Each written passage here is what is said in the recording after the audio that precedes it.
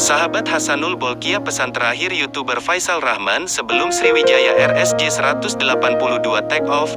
Goodbye, Tang Yu.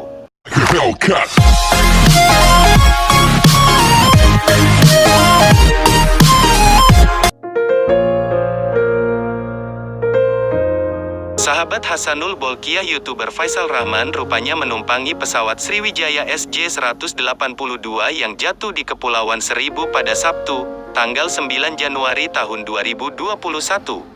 Unggahan Faisal di sosmed sebelum lepas landas pun jadi sorotan. Dalam Instagramnya, YouTuber yang memiliki ribuan subscriber ini seolah mengucapkan salam perpisahan.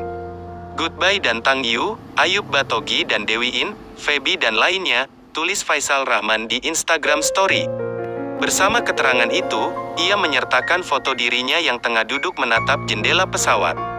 Meski mengenakan masker, ekspresi datarnya masih dapat terlihat.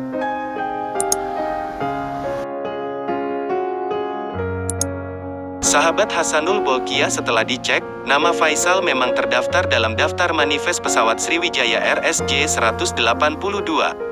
Sementara itu, Faisal Rahman diketahui memiliki kanal YouTube bernama Dunia Malam TV yang memiliki sekitar 4.000 subscriber. DJ Barbie Noufa hingga Barbie Kumalasari juga pernah muncul sebagai bintang tamu di YouTube-nya.